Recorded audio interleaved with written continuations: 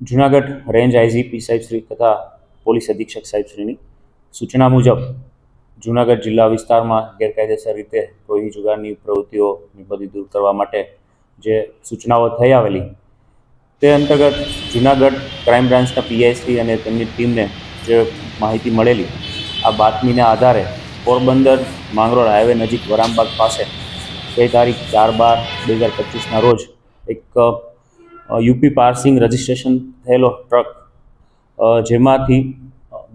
જેમાંથી ભારતીય બનાવટનો વિદેશી દારૂ 48 લાખ રૂપિયાની કિંમતનો મળી આવેલો અને જે ટ્રક ચાલક છે તે ઈસમ સાથે છે એ કબજે કરવામાં આવેલો.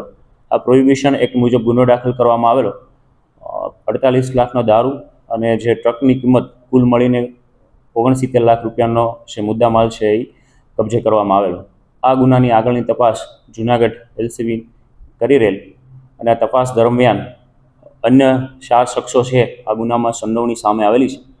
આ 4 આરોપીઓ વિરુદ્ધ તપાસ દરમિયાન અટક કરવા માટે પૂરતા પુરાવો મળી આવતા તેમની ધરપકડ કરવામાં આવેલી છે અને નામદાર કોર્ટમાં તેમના રિમાન્ડ માટે રજૂ કરવામાં આવેલા છે. આ પકડાયેલા આરોપીઓમાં અસલમ આમદભાઈ પટેલિયા, મિતુલ દોલુભાઈ દયાતર, અતુલ દાનાભાઈ દયાતર જે માંગરોળ મરીન પોલીસ સ્ટેશનમાં પોલીસ કર્મી તરીકે ફરજ બજાવે છે. અન્ય દેવશી નથુભાઈ નંદાણીયા.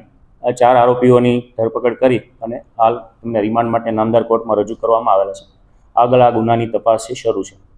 સાહેબ, આ પોલીસ કર્મચારીની કઈ રીતની સંડોવણી હતી અને આખું આ કઈ રીતના પર્દાફાશ થયો? જૂનાગઢ ક્રાઇમ બ્રાન્ચના પીઆઈશ્રી અને તેમની ટીમને જે હકીકત મળેલી તેમના આધારે આ ટ્રક પકડાયો. ત્યારબાદ જે ટ્રકનો ચાલક છે તે આરોપીના ઇન્ટ્રોગેશન, તેમની પૂછપરછ દરમિયાન અને ટેકનિકલ સોર્સિસ અને હ્યુમન સોર્સિસના આધારે જે હકીકતો સામે આવેલી તે મુજબ આ પોલીસકર્મી અતુલ દયાતર અને અન્ય 3 જે પકડાયેલા આરોપી આ 4એ એકબીજા સાથે મળી અને આ પ્રકારનું કૃત્ય કરેલાનું હાલ છે એ તપાસ દરમિયાન સામે આવી રહેલું છે.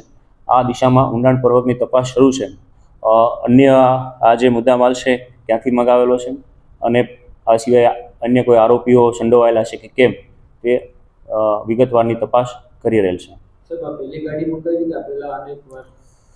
હાલ જે પ્રાથમિક પૂછપરછ છે તેમાં પ્રથમવાર આ ગાડી મંગાવેલાની કબૂલાત કરી રહેલ છે. આમ છતાં પણ રિમાન્ડ મળ્યા બાદ વધુ તેમના ટેકનિકલ સોર્સિસના આધારે અન્ય કોઈ જે વધુ વિગત આવશે તો આપ લોકો સમક્ષ રાખવામાં આવશે.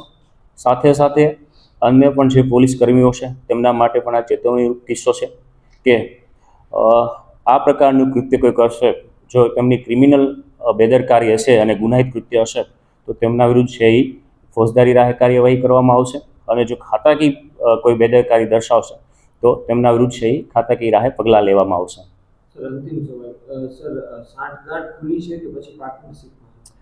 એ તપાસ હાલ હજુ કરી રહેલા છીએ, પણ આ 4 આરોપીઓ સાથે મળીને આ કૃત્ય કરી રહેલાનું હાલ છે એ તેમને મેળાપીપણું કે મદદગારી હોય તે હકીકત સામે આવી રહેલી છે. છતાં આમના રિમાન્ડ બાદ છે વધુ પોલીસ દ્વારા છે આગળની તપાસ કાર્યવાહી કરવામાં આવશે. જે તેમના મોબાઈલ છે તે એફએસએલમાં મોકલવાની અને અન્ય કામગીરી છે હાથ ધરવામાં આવશે.